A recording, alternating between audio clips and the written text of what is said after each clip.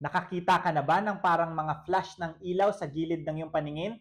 Hi mga idol, ako si Doc Doms. And welcome back to my channel. Para sa mga bago lang sa channel ko, I'm a board-certified ophthalmologist and a retina specialist here in the Philippines.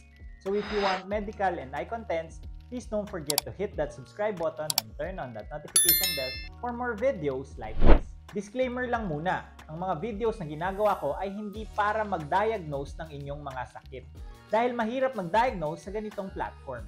Bagkus, ito ay para matulungan kayong mas maintindihan ang mga sakit na na-diagnose na sa inyong mga mata. Ang pagpapacheck up sa inyong doktor sa mata ay ine-encourage. And for today's video, pag-usapan naman natin ang tinatawag na flashes of light. Tara, let's discuss. Ang flashes of light ay parang biglaan na ilaw na makikita mo kadalasan sa gilid ng iyong paningin. Pwede silang makakita ng parang flash ng camera, spots ng ilaw, parang kidlat, o di kaya shooting star. Sa una, aakalain ng mga nakakaranas nito na sa labas nanggagaling ang ilaw na nakikita nila. Hanggang sa ma-realize nila na hindi pala ito sa labas at sa loob mismo ng mata nila ito nanggagaling. Ang flashes of light ay kadalasan nangyayari dahil sa pagbabago sa loob ng ating mga mata sa parte na tinatawag na vitreous. Ang vitreous ay yung parang gelatin na substance na pumupuno doon sa space sa loob ng ating mga mata sa gitna ng retina at ng ating lens. Ito ay tumutulong para panatilihin ang shape ng ating mga mata at ito rin ang nagbibigay ng nutrisyon dito. Ang vitreous ay parang ang gelatin ang consistency habang bata ka pa lamang at nakadikit ito sa ating mga retina. At pagpatanda tayo ng patanda ay paliit din ito ng paliit at patubig ng patubig or nagli-liquefy ang consistency at humihiwalay na rin ito sa pagkakadikit nito sa retina. Isa itong normal na proseso ng pag-edad. Ang tawag dito, posterior vitreous detachment, na siyang pinaka-common na cause ng flashes of light. Pag hindi maganda ang pag-detach ng vitreous mula sa retina, ay pwede itong mag-cause ng friction at tugging or pagkahila sa retina na pwedeng mag-cause ng flashes of light. Ang retina kasi natin ay isang manipis na layer ng cells sa likod ng ating mga mata na siyang responsable para ma-process ang ilaw na galing sa labas at mai-transmit ang electrical signal sa ating utak para mas makakita tayo ng malinaw. Napakasensitibo nito sa ilaw kaya konting pagbabago lamang or paggalaw dito ay pwede itong mag-cause ng flash ng ilaw. Bukod sa pag-edad ay marami pang factors ang pwedeng magpataas ng chance para makakita ka ng mga liwanag na ito.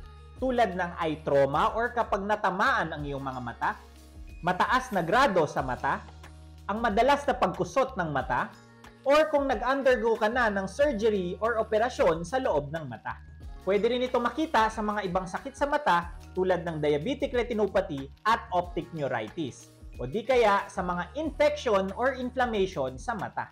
Ang flashes of light ay usually nagre-resolve ng kusa at mabilis lamang. Ito ang pinagkaiba niya sa mga nakakaranas ng pagkita ng mga ilaw sa mga pasyenteng may migraine with aura. Pwede rin makakita ng mga ilaw-ilaw sa ganitong sakit pero mas matagal ito kumpara sa mga flashes of light lamang.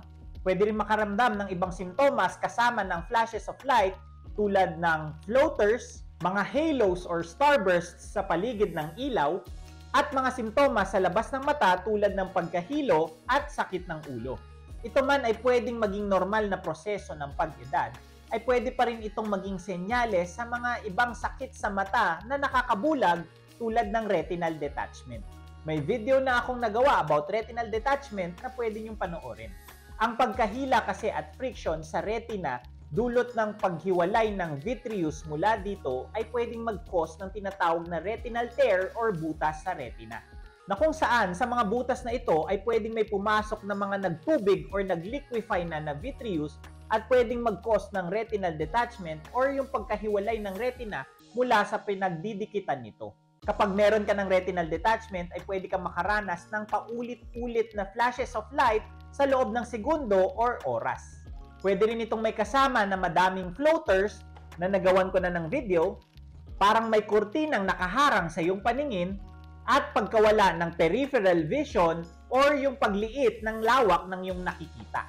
Kaya napaka-importante na kapag nakaranas ka ng flashes of light, lalo na kung meron mga ibang simptomas na nasabi ko about retinal detachment, ay magpa-check up kagad sa inyong ophthalmologist para makita kung ano ang problema.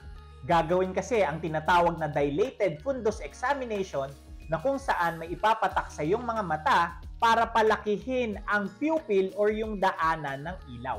Nang sa gayon ay mas makita at mas masilip ang loob ng mata tulad ng vitreous at retina at para ma-rule out or masabi na hindi ito delikado at normal na proseso lamang ng pag-edad. Again, hindi pwedeng baliwalain ang simptomas na flashes of light dahil pwede pa rin itong mag-lead sa mga nakakabulag na sakit sa mata. E paano naman ito mapapawala? Ang paggamot dito ay depende pa rin sa nagko-cause nito. Kapag posterior vitreous detachment lamang, ay inoobserbahan lamang ito dahil again, ito ay isang normal na proseso ng pagtanda at hindi naman delikado.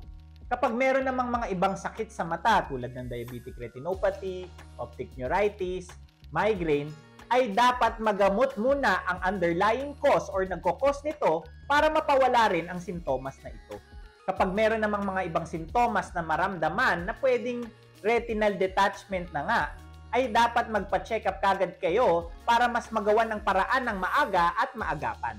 Wala mang gamot na pinapatak or iniinom para mapawala ang flashes of light ay pwede pa ring makatulong kung maaalagaan mo ng maayos ang overall eye health mo. Sa pamamagitan ng pagkain ng healthy at tamang mga pagkain, ang pag-e-exercise, ang pagbabawas ng timbang, pagtigil sa pag-inom ng alak at paninigarilyo, at syempre ang pagsuot ng protective eyewear lalo na kung prone itong matamaan. At syempre kung meron na kayo nararamdaman ay magpa-check up sa inyong ophthalmologist. Ang flashes of light, pwedeng normal man ito, ay kailangan pa ring ipatingin para lamang makasigurado na hindi ito delikado at pwedeng makabulag. Kaya inuulit-ulit ang importansya ng pagpapa-check up ng inyong mga mata. And that's it for today's video.